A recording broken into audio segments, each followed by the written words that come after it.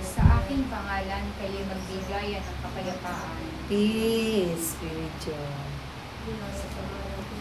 Sapagkat nais kong kayong lahat ay patuloy na hindi makapag-isip o mabagabag ang inyong kalooban. Aking mga anak, ako ang Diyos na makapangyarihan sa lahat. Wala nang hihigit pa sa akin, sapagkat ako ang lumikha ng lahat. Kaya't huwag kayong patadaya sa inyong mga naririnig. Tanging akong si Yahweh lamang, ang inyong paniwalaan, at ang aking mga katuroan ay siya ninyong sundin at tundin. Ako'y nakakabang sa mga tao, hindi kumikilala sa Diyos. Sila'y naliligaw, kung kaya't nawa sila ay makasumpong ng Diyos sa kanilang buhay. Ako si Yahweh, aking mga anak, ang simula at ang wakas, ang Alpha at ang Omega. Ako ang Diyos na marunong sa lahat. Kaya't kung bakit kayo naririto at nakikipagtipan sa akin, kayo'y aking pinili at aking tinawag, sapagkat batid ko ang laman ng inyong kalooban, sapagkat batid ko na anuman ang aking ipagkatagubilin, ito'y inyong susundin, sapagkat ako'y walang ipagkatagubilin na inyong ikasasama, bagkos ang lahat ng ito ay inyong ikaliligtas. Kaya't patuloy lamang kayo sumunod at maglingkod, lalong-lalo na sa inyong kapwa, sapagkat sila ang nagiging kawangis ng Diyos na inyong tinatawag.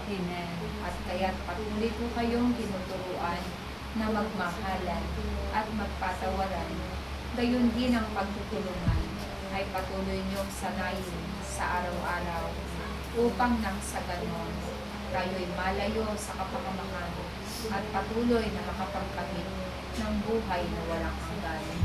Kaya't aking mga anak, nawa sa darating na inyong mga pag-aaral, nawa patuloy kayong magkaisa, patuloy kayong mag-alay ng inyong mga sarili, patuloy kayong mag-aral ng inyong mga ipapahayag, sapagkat kayo ay patuloy kong gagamitin sa pagpapahayag sa panahon ito.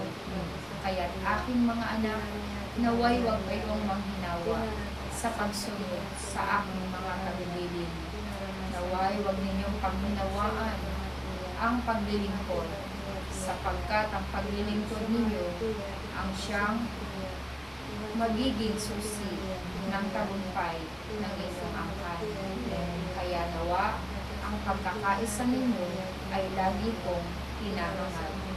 Kayong mga naririto na aking pinili at aking hinira na magpahayag ng aking tinig, nawa kayo ay patuloy na magpakapuno. Patuloy kayong manalangin at tumawag sa aking pangalan, upang nang sa ganon, akong si Yahweh, ang Diyos, natutugon sa inyong panalangin. Kaya't aking mga anak, kayo'y magpanalaginan.